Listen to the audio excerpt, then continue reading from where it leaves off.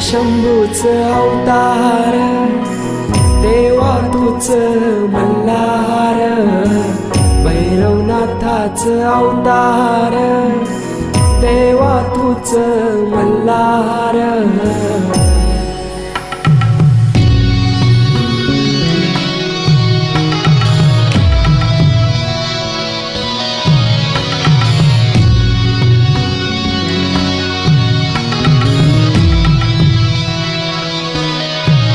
ठेवून बाणाई पहिल्या पायरीला, घेऊन मानसा देवी संगतीला, वध करूनी मनी मल्हार.